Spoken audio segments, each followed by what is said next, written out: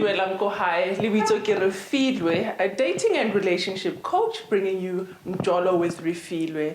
Now, we've spoken about many aspects of Mjolo over the past few weeks, and today we want to find out what does it take to make it work. I've got in studio Mark as well as Kevin. Welcome to the show, gentlemen. Thank you very much. I just want to find out from both of you, what is your longest relationship first, before we delve deeper? Just to show that, you've got some skin in the game. Well, mine is a year and a little bit. Okay, a year and a little bit. Which is not that long, I think. No, in other arguments, a year is a long time. Yeah. And you, Kevin? Mine has been 7 years. 7 years, okay. And you are going to tell us exactly what it took to get to that 7 years, because a lot of people wish, but they never get there. Well, we'll get into it. Okay, just tell us exactly. What kind of attributes contributed to the success of your relationship? Because we know what things actually harm relationships in terms of pride and lack of trust and cheating and all of those things. But what are the good things that you got out of the 7 years? I would say the things that I got out of the 7 years would probably be, being self-aware. It's being number one. Number two, also communication is very important. Because if you don't communicate, then there is no way that I can know what are your desires. Because the whole point of being together is to be able to communicate each other's desires towards each other. But if you don't express your desires towards me, then I'll never know what you want. And then another thing also would be prayer. The word of God is important. It plays a role. And also just the family background. For me, I feel like when you're dating somebody who comes from a family that has both parents, it helps a lot. Because from childhood, you see how your mother treats your father, you see how your father treats your mother. So that plays a role with regards to how you want to treat your partner as well, and how your partner treats you. I think that's very important. I think I tend to agree with you with present parents, even though the relationship they have with their child is different from the one they have with each other, because sometimes it's not a good relationship. That's and very true. As children, we carry that into our relationships. But let's bring Mark into it. Mark, Yes. what is your go-to move to make sure your relationship lasts long? Communication, definitely. Okay, so you're expressing what you feel. I did struggle with this for a long time because I was a people pleaser for a long time. But then I came to a point where I realized you have to say what you're feeling inside, because nobody can read your mind. It's so wild, because when you're experiencing these things, to yourself they seem so obvious. You're like, oh no, how can you do this? Why would you do this? But if you don't say it out loud, they don't know, because they don't live inside your brain. So over recent time, I've learned to say what's on my mind and not carry things inside, because that tends to explode, and then the reaction to something small becomes an overreaction, and then because communication, it's quite broad, and I hear you about being able to express yourself, but it's quite broad because the person you're communicating to also has to hold capacity for what you've got to tell them. So how have you navigated, because there's timing, there's all these issues around, is now the right time to tell them, how will they feel about what I've got to say? Kevin? I agree with you. Currently, I'm in a relationship going into a year. Ever since my 7-year relationship ended.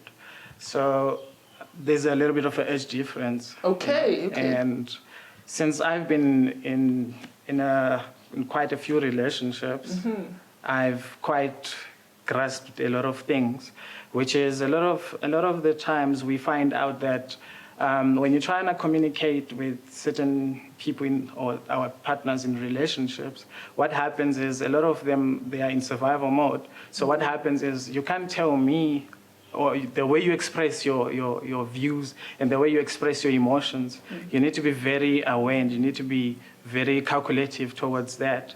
Not to say that you are being manipulative or anything, but I can give you an example. Sure. Where my partner went through my phone and she felt like maybe I was doing something, but I wasn't doing something, right? So the first thing that happened was, oh, he's cheating. But the reason why she's reacting that way is because of something that happened previously, right? Which had nothing to do with me. So when I had the conversation with her, I was at work when she texted me to say, I just wanted to find out, are we still in this relationship or what's happening?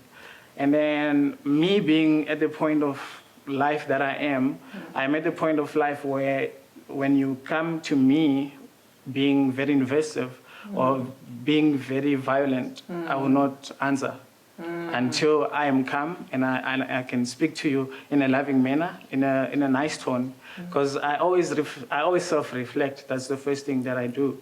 So I had to have the conversation with her, and when I had the conversation with her, I said to her, you know that I love you, right?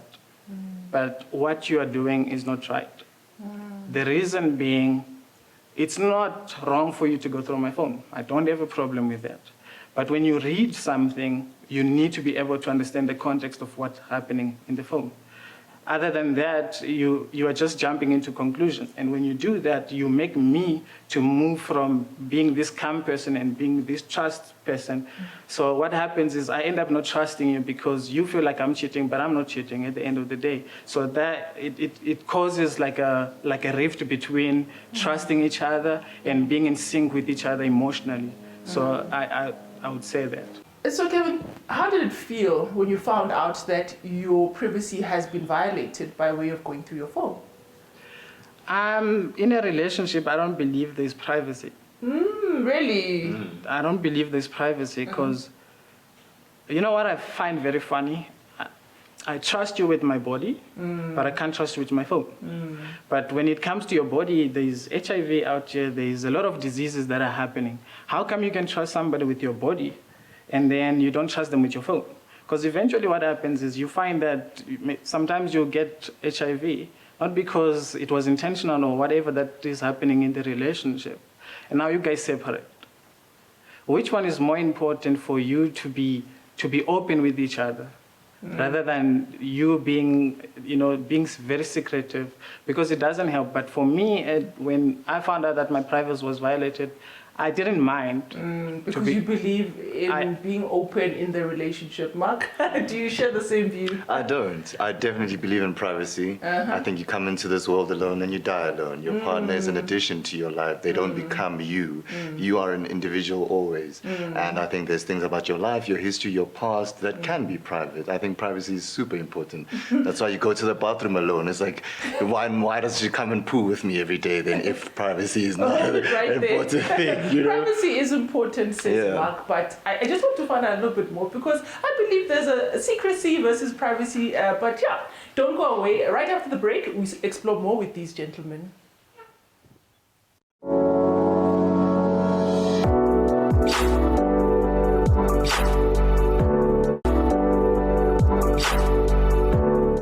Welcome back to Mjolo with Refiloe, a show that's in your love life and definitely in your living room. Now, Mark and Kevin were relaying exactly what it takes for their relationships to work. And earlier, we had the secrecy and privacy discussion. Now, tell me, Mark, you wouldn't share your phone, or for you in a relationship, for things to go well, each to their own in terms of phones? Each to their own. I'm open to you seeing my phone and having or seeing the conversations that I'm having if you happen to.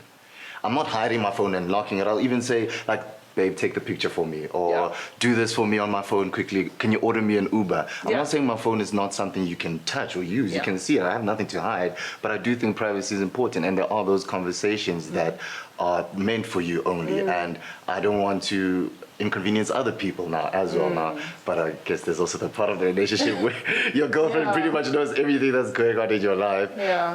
But I really do believe in individuality as well as a relationship. Yeah, spending time together and spending time apart because essentially because, you know, today we are talking about making it work. So a phone is a contentious issue in today's relationships because, people have dual lives and, because exactly. The context. Sorry to interrupt, but I mean, you will get messages from the other sex and it's immediately a negative reaction. It doesn't matter what conversation I'll be having with that person, and maybe it's a loving conversation, maybe it's a friend that I love that's a female, and I'll send hearts. You know, it's not like I'm cheating on you, but the hearts are there, and immediately if my girlfriend sees those hearts, it's game over, you know. So the context does really matter, and I think you going through it is already an issue because there's a trust issue there.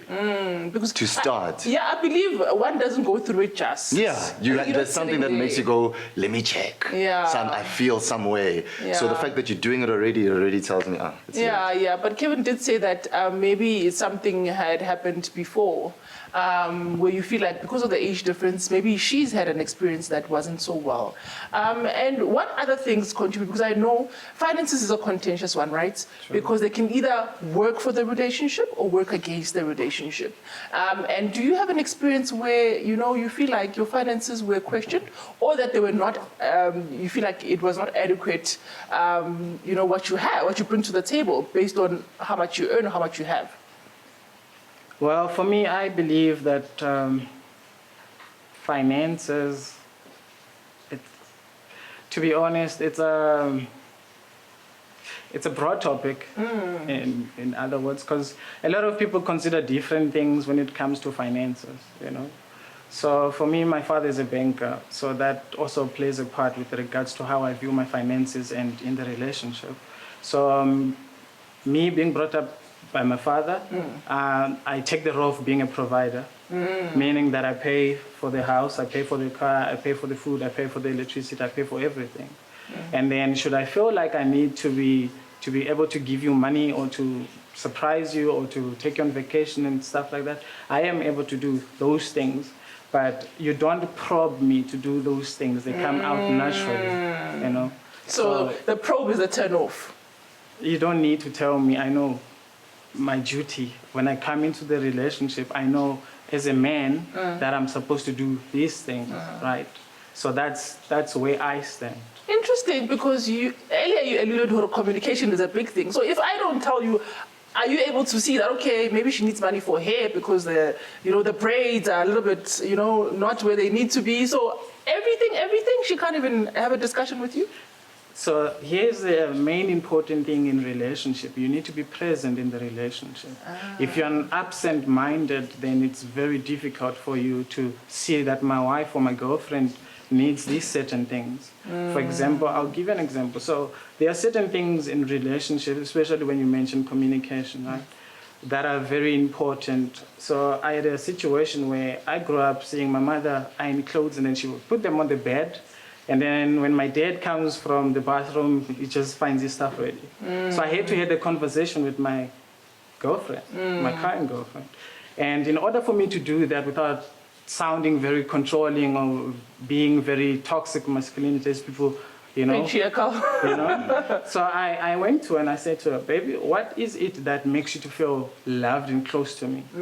And she's like, when you go to the shops and you bring me sweets or you bring me chocolates or you bring me certain things. And I'm like, oh, okay, that's very sweet. Thank you. Is there anything else that you would want to tell me? And then she said to me, for now, that's it. But should I get something, I'll tell you. So she turns to me and then she asks me, what would you like? And then I said to her, I would really appreciate if I come out of the shower and I find my scrubs, which is my work uniform, ready, and it'll make things easier for me, and I'd really appreciate it.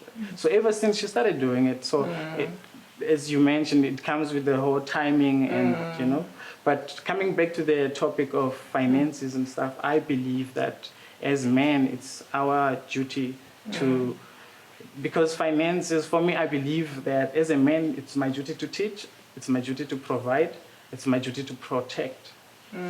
So it encompasses a whole lot of things that I'm not going to mention, just to...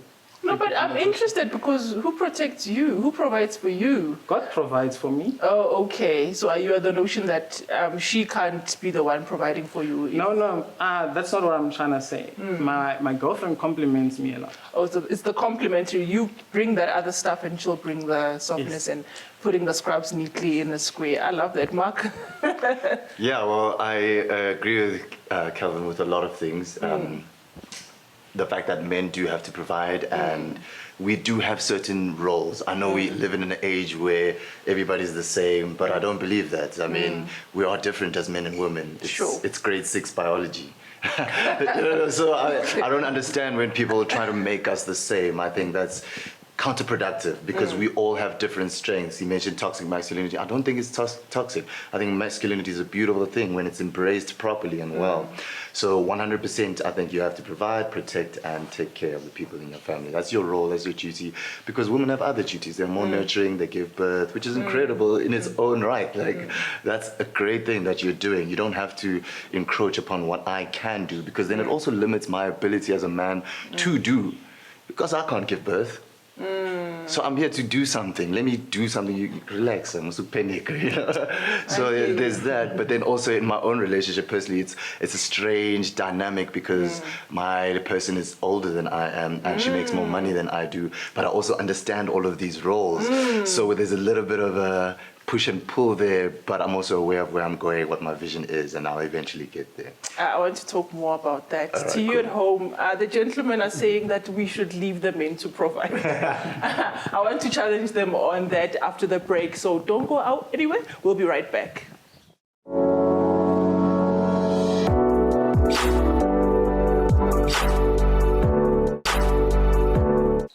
Welcome back to Mjolo with Refiloe. I am with Kevin as well as Mark, talking about all things that make relationships work. We've explored communication so far, and we've spoken a little bit about the phone and the role men play in the relationship. Now, you've both come in and say you like the traditional role of being able to be a provider. Now, in your relationships, I'm sure you found some women that have been able to provide for themselves, and that calls to a different role that you now play. What else, contributes to you being a man and solidly feeling like I got my woman? That doesn't have anything to do with providing or money. I think growth. I think men are leaders. They set the paths. They are drivers. Not to say women aren't, but there are some things that men naturally have more talent and skill in. It's like throwing a ball. You're more likely that a man can throw a ball. Okay. Yeah. I'm going to say hashtag Banyana Banyana, but yes, because they won the World yes, Cup. but let Banyana play against Bafana. It'll be a different game. Okay, we're yet to find out. But I hear you. Let's this go. is good. This goes back to the differences that we have as men and women. I think we also have to admit to them. Like pretending that we're the same is not going to get us anywhere. Men can't play women in soccer for certain reasons. Let's look at those reasons. So what I'm saying is men can drive growth. They can drive spiritual development. And I'm not saying they can't do it. Women can't do these things. My main point is that these are the roles that you can dive into as a man, and you can set a path as a man. I started my own business. I'm saying, this is the direction we're going. I want us to live this kind of life. Do you like this kind of life? All right, cool. Let me take us there. Because the buck ends at some point. You can't have two leaders. Even in a relationship, somebody has to be the leader and somebody has to be the follower. And men, I feel, can generally lead more in terms of their natural inclinations. I hear you, Mark, about men having the inclination to lead some things. And I want to bring Kevin in because does it not then, because you spoke about complementing, right? There definitely are roles that are more inclined for males and females, but now we know relationships don't only exist in that way. Not to say it's your experience, but what then if, we are both of the same sex and, there are things that, there's light and dark and shades in a relationship. So where would you place, how you feel about certain things then? When it comes to being in a relationship with the same sex, I can't comment because I'm in a relationship with a female. But to be honest, I would say that for me, I think a lot of grooming was done by my mother and my dad as well. So I can cook, I can clean my house, I can wash, I can iron my stuff, I can do most stuff that women can do except giving birth, of course, and taking care of me when I'm sick and other things that women provide in a relationship. So it comes off as I don't need a woman, but I do need a woman. That's how God intended it to be. So there's a reason why Adam was the one that was given an instruction, and there's a reason why Eve wasn't given the instruction. But I'm not saying that Eve wasn't given the instruction because she's weak or she's anything, right? I'm saying there's a reason why men were placed in charge. Even any woman in this world, if you were to date somebody that doesn't provide, I don't think you'd respect that person. Okay. Okay. No. I want to hear what you have to say. Yeah, it's just nature in general that women tend to move towards people that are of higher class or people that are of influence. It's just nature. It's something that you can't fight against. And then in terms of making relationships work, do you tend to gravitate to women that are of a similar faith to you, or you've dated people that are not really believers? Because I can see that you lean on biblical teachings a lot. I did date people that were not believers at some point, but then I found out that it's very difficult. So with regards to that, I sort of went back to the basics of who I am, which is being a Christian, and my beliefs also play a part. Because it's very difficult to be in a relationship with somebody that believes in that and you also believe in that. So when it comes time for me to do that, and you want me to cuddle you and you want me to do certain things with you, it's very difficult. You want my time, I want to worship, I want to go to church, so it's very difficult. But if you find somebody that you polarize with, then it's easier to, Okay, I think I've heard you. And Mark, what would you want people at home to know about making relationships work? Because we know a whole lot of things that make relationships go wrong. All right. Can I just touch on one thing that you mentioned about the same-sex relationship? Yeah. It goes back to what I was saying about the different roles that men and women have. I think masculinity and femininity are polar opposites. So even in same-sex relationships, one will tend to have more of a masculine energy and another one will have more of a feminine energy. That's why they say relationships can be fluid, because it's generally not physical, actually. There's something happening inside, and some people are attracted to strength and power, and some people love nurturing and kindness and caring. So I think with same-sex relationships, it's just one is still going to lead, the one who's more masculine, and the feminine will fall back a little bit. And in terms of a successful relationship, I can't really say much. I'm in a good relationship right now. I'm very happy, so I'll call it successful. But it's been 8 months. So it's still, but I'm approaching my record. I'm about to break my record soon. Awesome. So the thing that I've learned the most is saying what you feel, how you feel it, when you feel it. And hoping that your person understands. At the end of the day, you also have to hope that the connection is right, because you're not suited to everybody. You just kind of have to pray that your soulmate is out there. Thank you very much. You've been very engaging. I think we've all learned a little bit more about what it takes to make relationships work. Now, to you at home, you've heard our gentlemen, what they've had to say, and they're saying masculine and feminine energies need to complement each other in a relationship. And that is all, unfortunately, we have time for on Mjolo with Refiloe this week. Catch us again the same time, same place next week. Hi, Bebo Roko.